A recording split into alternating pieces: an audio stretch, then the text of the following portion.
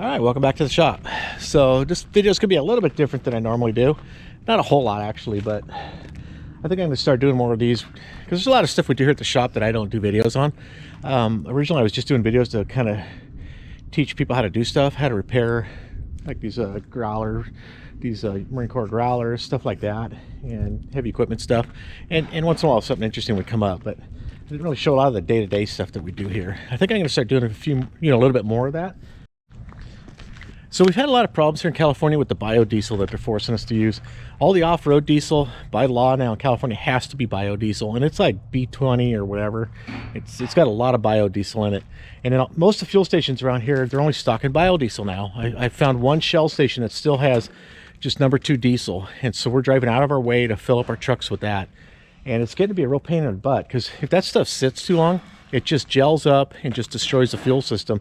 I did a video about 2 years ago on a growler that came in here from, I think, Idaho or something like that, and it got some biodiesel in it somewhere along the line, and it sat here for a few months and in queue, because we had about 9 of them here at the time. By the time we got to it, the thing wouldn't start and it wouldn't run. And I did a video on that, how both the fuel tanks were just gummed up with this stuff. It just turned into this gelatinous, this gross jellied stuff.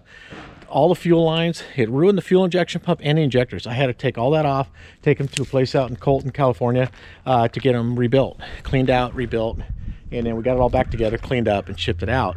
But it's a big problem because, like heavy equipment, we could send a machine out to a job, it could work 3 months, and then it could sit there for 2 months. And if now that it has to have biodiesel in it, the biodiesel is going to destroy it, and it's going to start costing contractors and rental companies here in California hundreds of thousands of dollars. This stuff is so bad. I'm hoping that the new administration is going to come into California and just shut down CARB, the California Air Resources. They are the most draconian government agency that we have. It's a non-elected board. They're appointed by the governor. So Governor Newscomb, what's in charge of all of our wildfires and all of our houses burning down out here. The guy who's in charge of us not being able to get insurance on our houses anymore, that scumbag. He appoints who runs CARB. And I've got heavy equipment that they've told me I bought it legally. It says legal for sale in California, meets CARB, regulations. And then they come along and say, oh yeah, by 2025 you won't be able to run that machine. And then 2024 comes along and said, oh, we changed the rule again, you can't run it now. It's just, it's terrible. But anyways, let me get back to my fuel tank thing. This has a lot to do with it. So anyways, I talked to my fuel supplier, and if I buy red dye, I have to get it with the biodiesel. But if I want to buy just number 2 diesel without biodiesel in it, I have to buy at least 500 gallons at a time, and then they'll just bring it out, and I can store it in my own tank, put it in my pickup service truck, and all these growlers we work on and stuff. So I shopped around, kind of was watching the auctions for a while. I picked this one up at GovPlanet. It's a pretty cool little tank. It's a 600 gallon. Let me show you the tag here.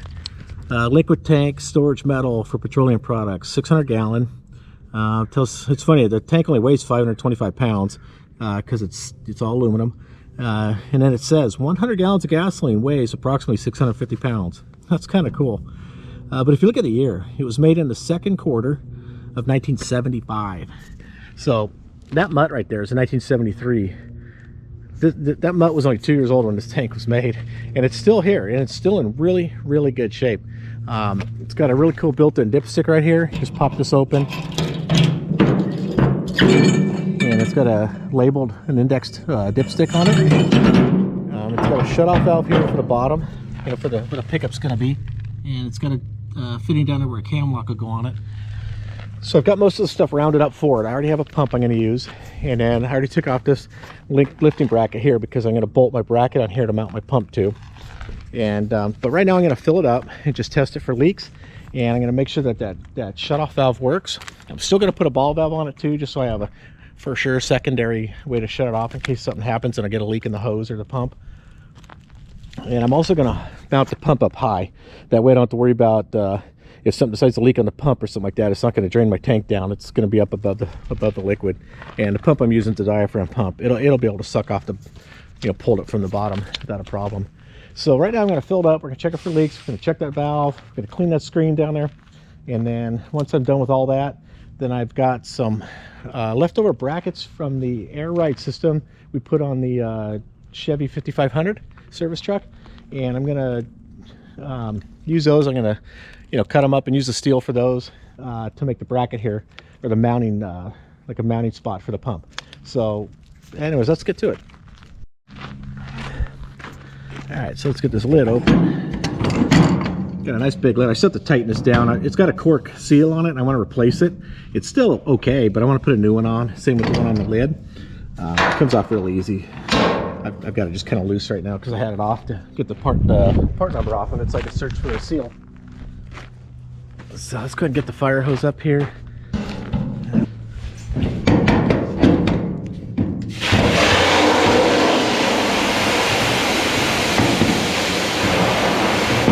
Shouldn't take too long to fill up. I've got my 1.5-inch fire hose on it. You can see it's leaking a little bit already.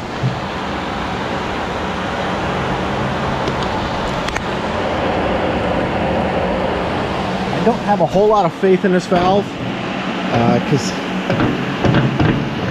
it's quite old and probably hasn't been used very much. Okay, that's open.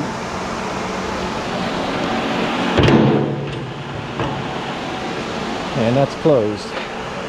And maybe once I get it cleaned out, it'll work. Alright, so I started filling it up, and then I found a candy wrapper again. And then there's some like, I saw something else floating in there, so I got the flashlight. There's like one of those oil absorbent pads floating around in there. Alright, so as it's filling up, I was able to get some of the stuff out that was floating. There were 2 of these oil absorbent pads, a stick, and a couple candy wrappers. Okay, so we got the tank full. Water is right up to here. Nice and clean inside there. Let's open up this valve. Sure doesn't flow very good, does it? Have to see what's up with that valve. It's not open all the way. I'm gonna have to work on that because I am gonna need more flow than that. That's for sure. I'm gonna have to get in there and see if something's plugging up the bottom, or if the valve's just not opening all the way, or what. Just have to get something to see if I can get this screen out of here. All right, so I came down here with a chisel and a hammer to try to get this screen out, and I can't get it to budge. I don't know if it's just soldered in here or if it's just stuck. But then I realized that these studs and nuts that are holding this on are leaking.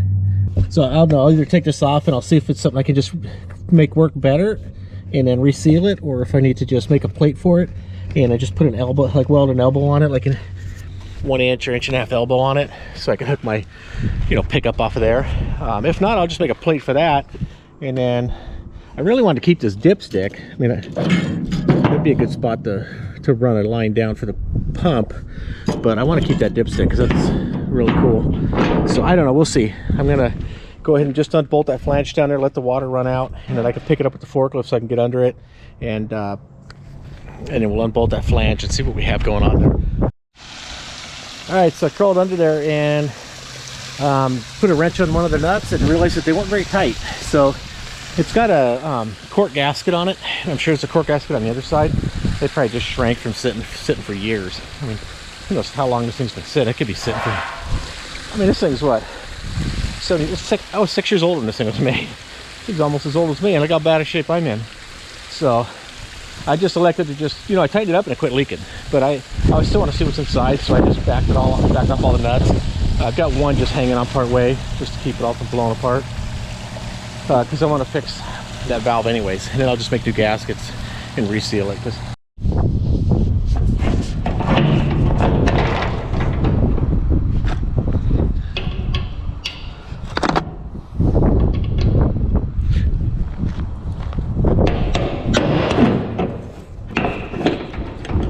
Come on.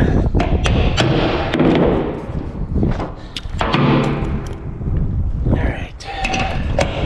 Let's see if she'll come out after 50 years. It's 50 years old this year. Well, yeah, 2024, this thing turned 50 years old. There we go, it came out nice. I love aluminum and stainless steel.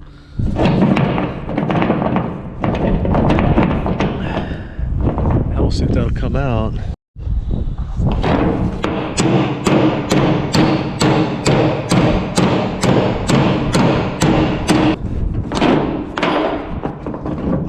That bottomed out my punch. And I found a Phillips screwdriver that'll fit in there. That should do it.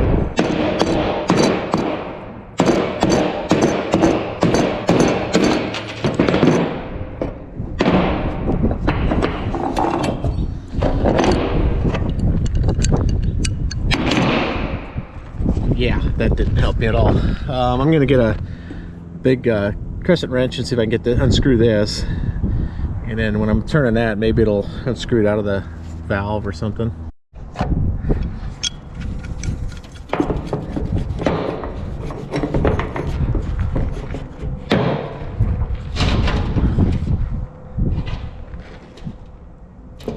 Jeez.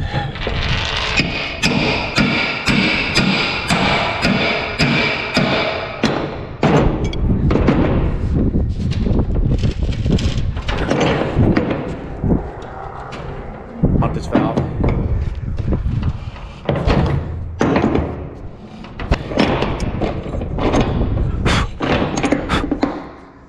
Oh, look at that. Thought I heard something fall inside there. That rod must have come loose. So there must be an adjustment on that rod, and maybe that's why the valve wasn't opening all the way. If this was out of adjustment and not opening the valve all the way. So, but let me get this nut off and we'll see what I get here.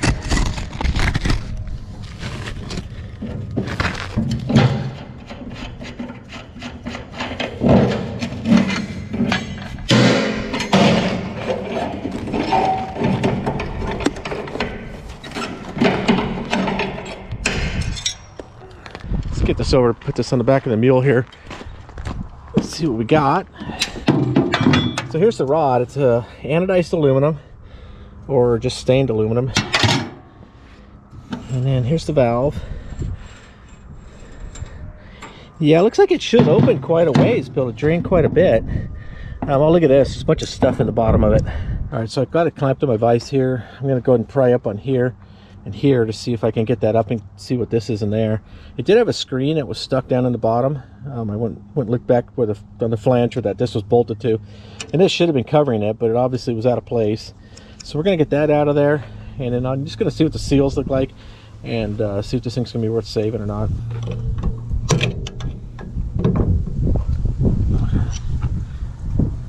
Piece of plastic.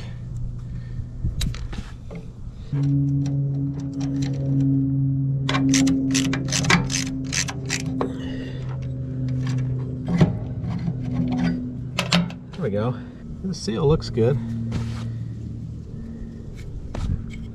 Just a bunch of crud down in here. I can get all that out. There's a bunch of crud down in the bottom that I can clean out. Just make a new gasket for this. And then I'll see if I can adjust it enough so I get the flow that I need. If I can get it to open this valve far enough to get the flow I need, then we'll be good.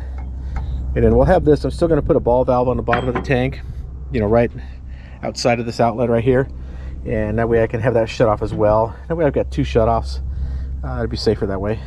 Yeah, it seems like it's going to work really good. You know, with this rubber seal, if I was going to have to put biodiesel in this tank, I would have to change that rubber seal, because the biodiesel would eat that up in not very long, probably about 6 months to a year, it'd be gone. But I'm not gonna. I'm gonna put number 2 diesel in there as long as the commie state of California allows me to buy number 2 diesel. Hopefully we can get something done, you know, get that poison out of our trucks. You know, the thing is, it doesn't even, they say it's cleaner air, renewable. How's it renewable fuel? It's not renewable. Once you burn it, it's gone. And the thing is, like, I put it in my pickup over here and I get about 10% lower fuel economy. So if I get 30 or 40 less gallons per, you know, tank of fuel, how's that good for anything? And now we're just taking farm fields out in, you know, Kansas and out in the Midwest. Instead of growing crops and growing food on there, food crops, we're growing this garbage to make biodiesel out of. Well, how much pollution's made, pollution, what they want to call pollution, how much diesel's turned to soot that turns to nitrogen that feeds, you know, plants? How much of that is burned and done just to grow the crops to make the biodiesel? It's ridiculous. I think someone's just making a bunch of money off this biodiesel bullcrap. There's no reason we can't just burn diesel fuel like the rest of the world. All right, so to get started, I took this, let me get the shadow out of the way. I took this bracket off here, this lifting bracket, because I won't need that. It's got 4. If I ever have to move this thing, I'll just pick it up from each 2 corners or whatever. I probably won't move it full anyways. It's also made as a skid, so you can tow it, you can drag it. But anyways, I took that off because I've got these extra brackets that came with the cab air ride suspension that we put on this truck. And let's see, which way does that go? So the bolt pattern on this is like the same. for 2 of the bolts. I don't need 4, but for 2 of the bolts it is. So I'll let me take these bolts out of the way. I just have to enlarge 2 of these holes just a little bit, and it'll bolt right there. And then I've got this bracket, which I'm going to use this bracket up too, just use up the steel, and I'll be able to weld that on the top here. You know, I'm going to cut everything and weld it at an angle, because this tank's at an angle right here, and then that'll make a flat plate here, and I'll be able to mount the pump to this plate. And then I also have this anti-static cable reel. Actually, this came with a bunch of stuff about a Gov Planet. It just came in the carton of stuff. I was after something else, and you know, they always just throw junk in there. And yeah, it's brand new. It's really nice. So I'm going to mount this on the bracket too, and that way we can you know, ground the truck or whatever we're fueling. So, you know, just so we don't have to worry about the static spark.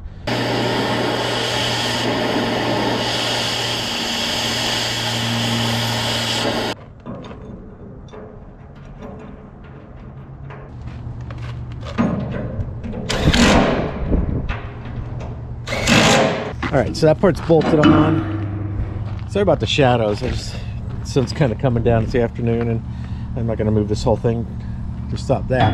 I just got to figure out a way that I want to cut this top piece, and which way I'm going to mount this top plate, because I can go either way I want with this top plate. It doesn't really matter. I think I'm going to just cut this at an angle just to make this flat or level, you know, so it'll hold this level. And then I'm going to figure out, I think I'm going to put this around this way, you know, minus this piece up here, and then I can just weld it right over the top of that.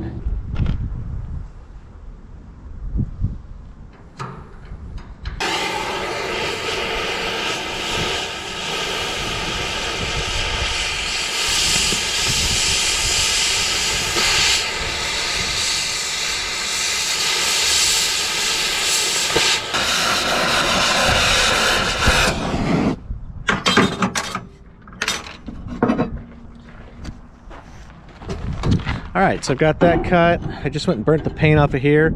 So it's gonna go like that. I'll tack it on, then I'll level it and true it up where I want it, and then I'll weld it. Well, then I'll take it off and weld it on the bench so I can weld it all the way around. And that'll make a cool little platform right there.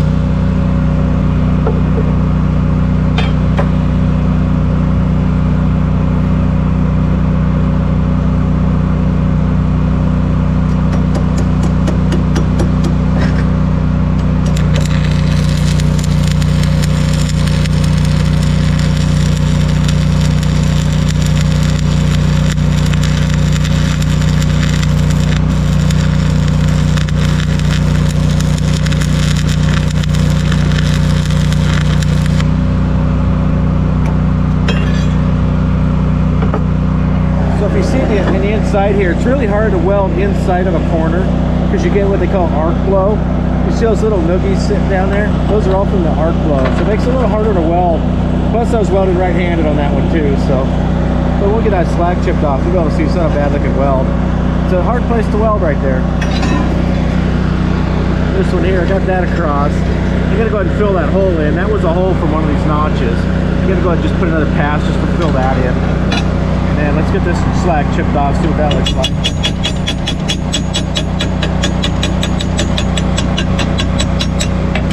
That's not bad.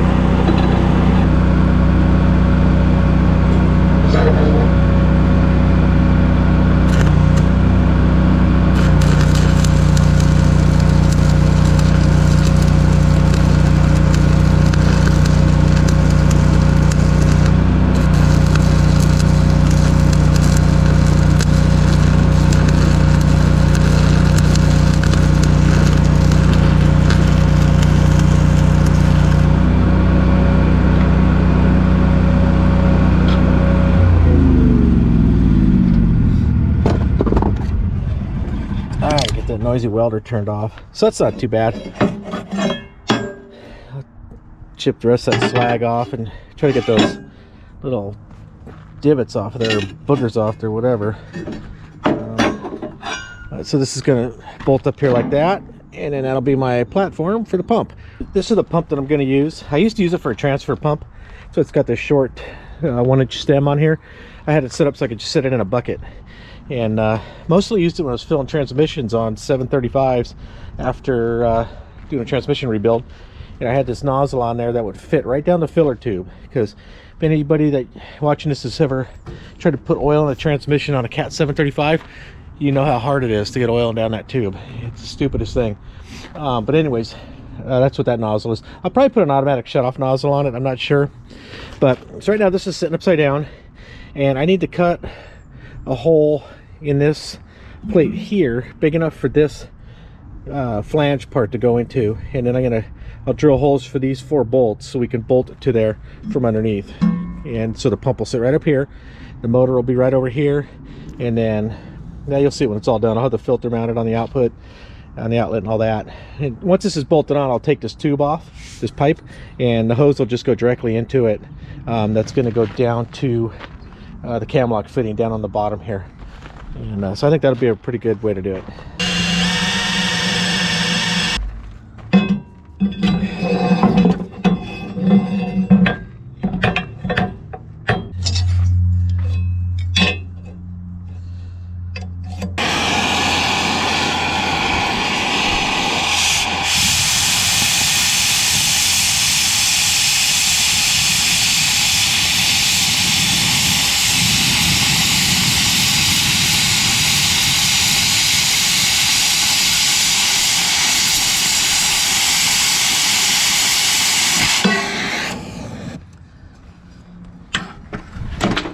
Not too bad considering I didn't use the straight edge. I'll just grind this edge clean, get rid of that little slag here and that point right there, and now I'll go ahead and mark these 4 holes. I think that one might actually accidentally be in the right spot.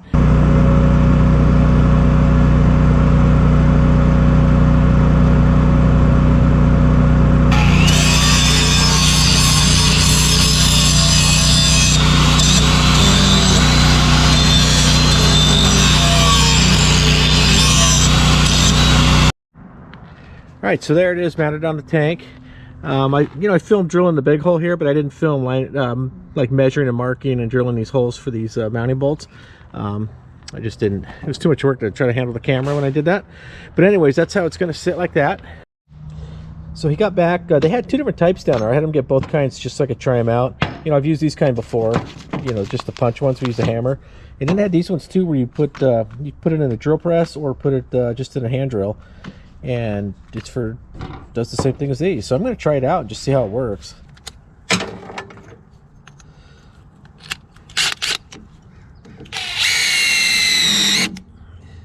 That wasn't too bad.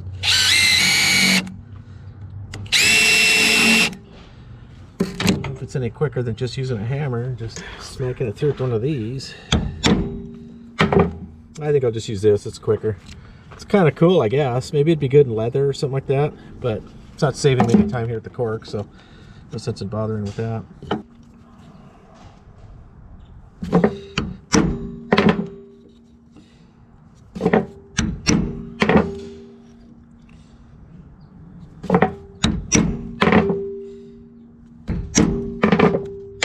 piece of cake. Got me 2 gaskets.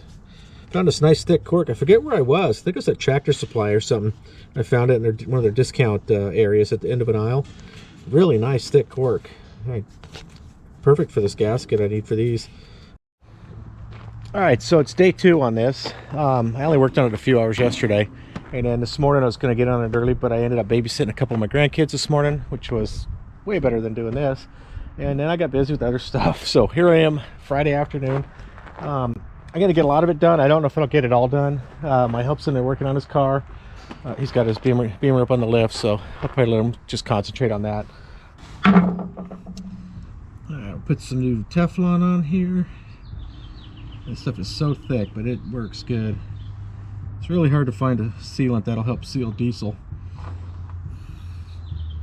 Whenever I have to weld up a hydraulic tube or fitting, hydraulic pipe or tube, what I do is I'll test it with diesel fuel. If you put some diesel in there, if there is a leak, the diesel will find it, no matter how small it is. This stuff could find its way through anything. So that's why it's really hard to seal on these pipe fittings.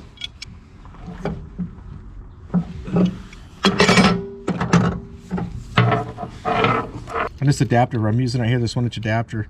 Instead of using a real short one, I'm using this one that's got some room here. That way if I ever have to pull this thing apart, I've got something to put a pipe wrench on. I hate when you get a real short nipple and you can't get anything on there to get it out.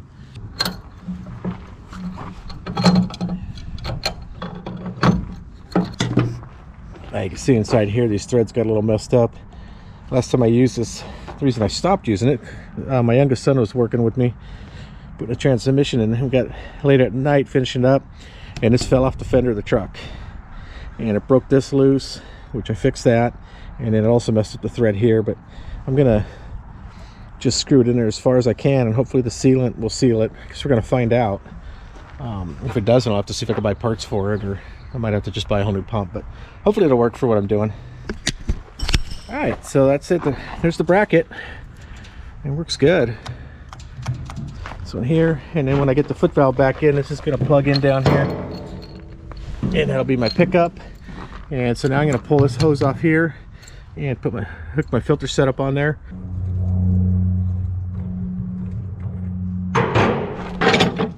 All right, so I've got a 10-inch and a 12-inch pipe. Didn't know which size I'd need. The 10-inch is going to be perfect for it.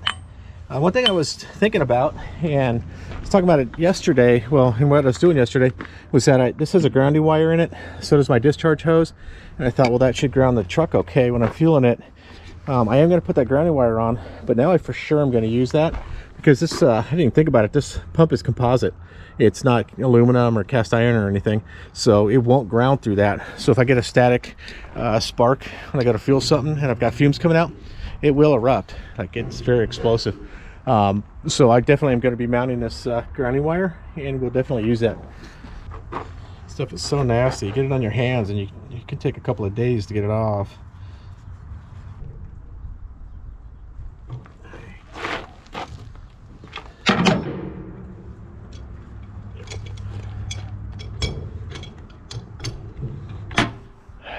That should work good. I had to be careful not to screw this in too tight. I don't want to split this.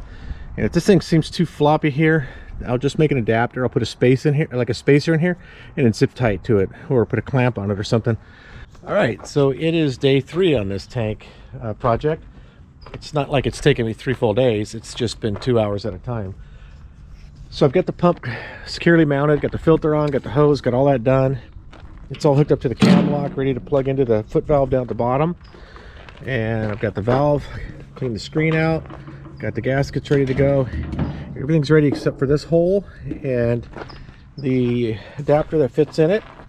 They called it really bad when I took it apart, so I went on Amazon last night, and I found a couple of I guess low-cost tap and die for this, for 1-inch pipe. They're made in China. I think that's part of Chino, because we have Chino out here in California. I think China is right next to it, I guess. I don't know. But anyways, we're going to give these a shot. I figured I didn't need super great quality because it's just aluminum. So we'll see how these go.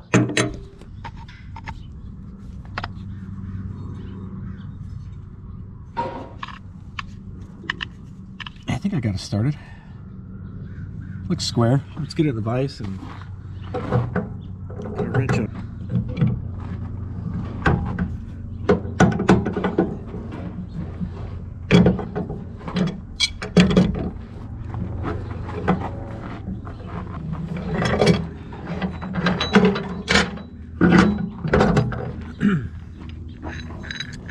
Yeah, I cleaned it up okay. So let's try the tap. We'll see if that'll do it. We'll see if that'll clean the threads out. I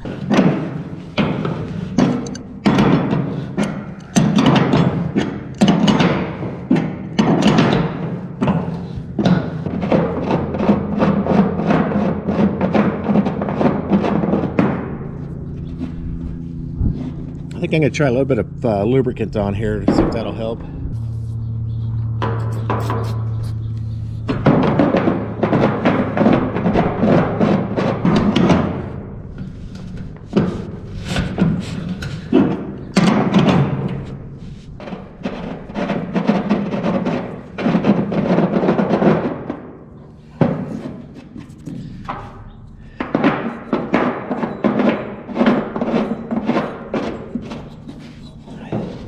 Well, that looks good enough. It is a tapered thread, so it's not going to screw down all the way. I'm just going to put some anti-seize on it when I put it back together, and then we'll just snug it up, and it should be fine. So I just bought this stuff. I'm trying it out. Whenever I'm out of state, or if I find some stuff online that says not for sale in California, I buy it because I figure it works. Right there, not for sale in California. That means it has a chance of working. Work.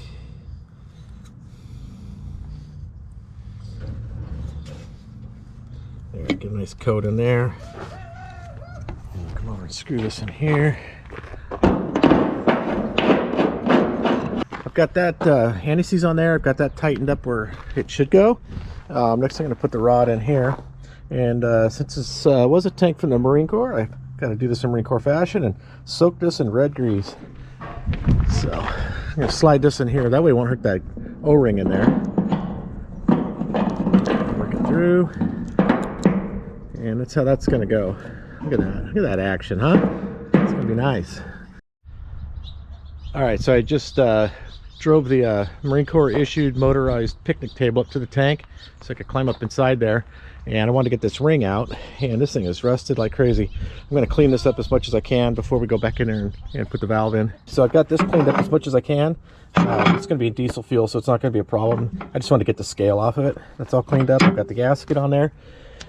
I've got this all ready to go. I've got the gasket on. I've got this screen back on, and I greased up the seal inside there really good so this thing will rotate. And I think that's going to be the key to me being able to adjust this thing. Because before, it wouldn't rotate when it was dry. It was just kind of the friction, you know, was seizing it up.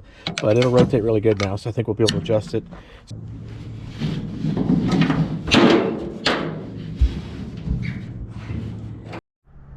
All right, so here's a little different point of view. I'm inside the tank. I'm going to go inside and show you guys what it looks like inside there. And then I've got to get back out and put the valve up in place at the bottom so I can try to adjust it. Let's get inside here. All right, here we are. The audio is probably going to be kind of funny, but that's where the valve's going to go. This is the retainer plate. That's what the rod looks like coming through. And this is what I'm going to have to be able to turn, is this rod, to be able to get my adjustment, because you can't do it from outside, unfortunately. All right, let's see. One arm in. There we go. All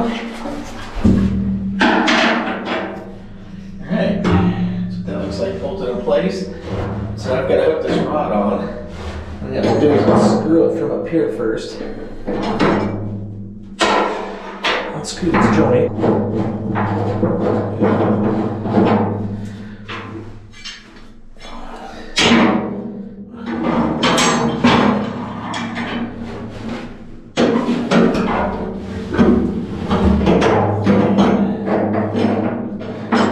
Alright, I think I'm going to reach outside and try to screw from the other end as far as I can. Okay, one thing I do want to mention, if you're working inside of a closed tank like this or something, if it's been closed up and stuff, never just climb in that thing, because I have gone gone through training before for like confined area and stuff like that, and you could go inside something like this and there's no oxygen at all or other gases in there, and you'll die that fast, just instantly. And then sometimes somebody will come in to get you, they fall over dead instantly. So I've had this port all the way open, we blew air through it. I want to make sure it was clean. There's plenty of oxygen in here, so it's something to really be aware of. I had this thing vented all night, so it's just static air in here. But that's something to be aware of. Don't ever just climb in if it's been closed up or whatever. Make sure it's vented. So I've got the latch hooked back up out here. I'm gonna climb back through. I pin that back up, and so this is the tank closed, with the foot valve closed, and you pull that, and that's how you're going to open it up. So I'm going to go back in, and that's right there is no pressure at all on the spring. I want to tighten that rod up so I have just zero movement either way, because I want it to be able to close all the way, but I want all the throw I can get to be able to open this thing up, which is going to be, I guess, about there. And I want to make sure that's going to open enough to get decent flow. So let's close it. That'll be closed. Climb back through. Look how I fit through here. Pretty cool, huh? So I don't want to fat shame any of my friends, but I know a few guys that couldn't work on this tank. Alright, so shortcut up. Oh, dang it, that was loud. Put these in here. We're just going to rotate this, shorten the rod.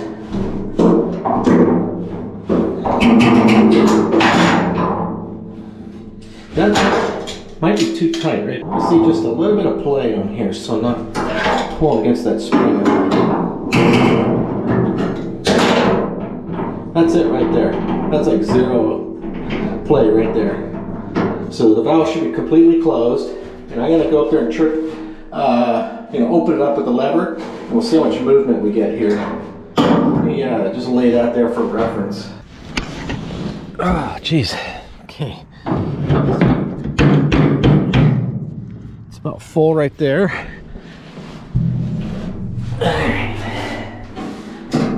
Oh yeah, that opened that valve up quite a ways. Oh, look at the flow we have through here. Look how much that valve opened up.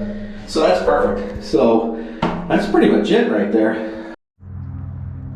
So I've got the suction hose all hooked up. Got this cool little double cam lock deal because I had to have this adapter. And then I got my ball valve here, and then I got the foot valve in there, so I got two valves to shut it off. And then for the anti-static or the static cable, I'm just going to mount it on this. See how the skids come out? I'm going to mount it on this skid right here. I'm just going to drill it out, drill the holes, and put these nut certs in there, and then I'll just have 1/4-inch bolts. I'll be able to bolt this right to it. So I got these cool pins, like real skinny and narrow. They're made for marking inside of a hole like that.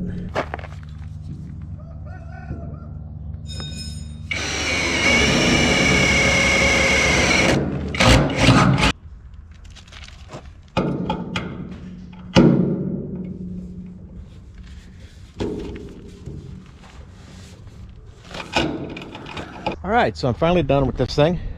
So I've got the pump mounted, I've got the filter mounted, there's a spot here for the nozzle. I still have to clean this up, so don't worry about that. I'm going to clean all this up before I use it. It's my discharge hose. I've got the foot valve remounted. I've got it kind of fixed, repaired, resealed, remounted. Got a ball valve I added as well. I've got my static discharge cable mounted.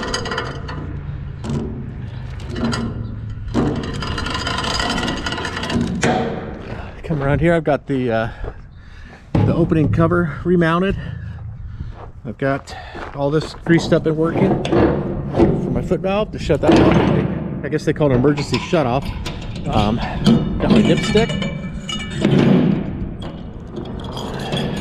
Close that up. And that's it. So I'm gonna go ahead and put this over in a spot where I'm gonna, well, first thing I am gonna test. I'm gonna pour like 5 or 10 gallons in it, make sure it's okay. And then I'm gonna move it over to my spot where I'm gonna keep it, and I can call my guy and get some fuel put in it, and we'll be able to put regular #2 diesel fuel into all of our trucks here. We won't have to worry about that that biodiesel garbage. That stuff is just bad. It is so bad for your engines. It's bad for your fuel system. We really need to do something about this. I'm hoping that the new president come in. I hope, Mr. Trump, I hope you can do something with CARB, get CARB shut down. Those people are worse than you can believe. The stuff they're doing to hold my business down. I can't even grow my business anymore right now because of them. It's bad. And this whole biodiesel thing, it's terrible. So anyways, thanks for watching the video. Please hit the like button, subscribe if you haven't already, and please share the video with a friend. Thank you.